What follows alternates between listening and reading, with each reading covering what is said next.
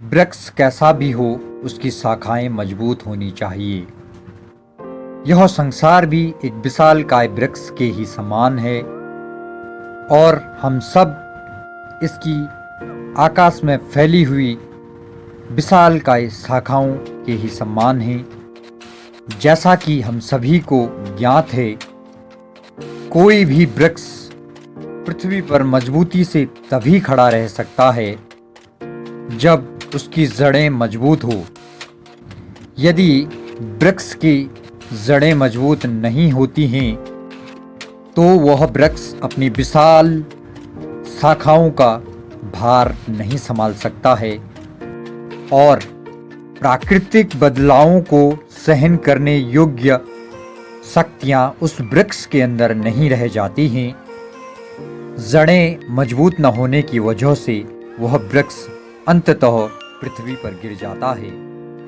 मेरे कहने का तात्पर्य यह है कि हर एक राष्ट्र भी एक वृक्ष की ही भांति होता है।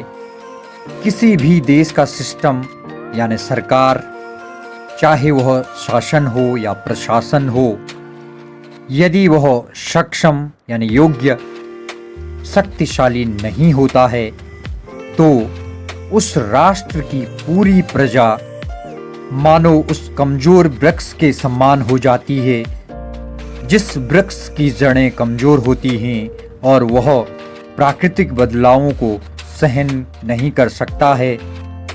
उस वृक्ष की पत्तियां, उसकी शाखाएं टूटकर जमीन पर गिर जाती हैं। ऐसे ही यदि किसी राष्ट्र का नेतृत्व कमजोर हो तो वह राष्ट्र आर्थिक, सामाजिक व राजनीतिक रूप से कमजोर हो जाता है। उस राष्ट्र में मूलभूत सुविधाओं का प्रभाव साफ साफ दिखाई देता है, जैसे शिक्षा, स्वास्थ्य, बिजली, पानी, सड़कें आदि समस्याएं चरमरा जाती हैं। यही अभाव देश को कमजोर कर देते हैं। आज पूरे देश और दुनिया की हालत भी कुछ इसी प्रकार की है।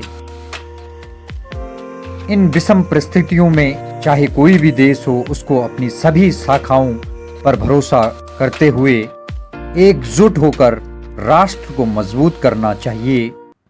तब जाकर कहीं राष्ट्र में आ रही चुनौतियों का सामना किया जा सकता है।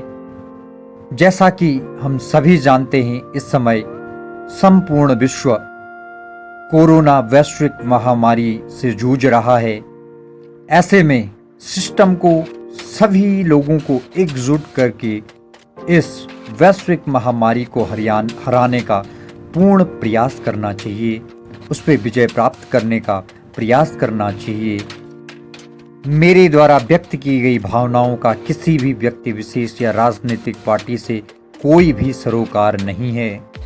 कोविड-19 के इस मुश्किल दौर में ये मेरी व्यक्तिगत भावनाएं हैं, जिन्हें मैं सोशल मीडिया के माध्यम से अब सभी लोगों तक पहुंचाने का प्रयास कर रहा हूं। आशा करता हूं कोई भी इसे राजनीतिक सरोकार से जोड़ने का प्रयास नहीं करेगा। यह समय किसी भी प्रकार की राजनीति करने का नहीं है। इस समय अपनी एकता और अखंडता का परिचय देने का समय आया है। मैं बहुत लंबे अंतराल के बाद आप लोगों के साथ अपनी भावनाओं को साझा कर रहा हूं। आशा ही नहीं, उम्मीद करता हूं आप, यदि मेरे द्वारा कहे गए शब्दों में कोई त्रुटि होगी तो मुझे माफ़ करेंगे। मैं ज़्यादा न कहकर आप सभी लोगों का हृदय की गहराई से धन्यवाद करता हूं। जय हिंद, जय भारत, जय उत्तराखंड।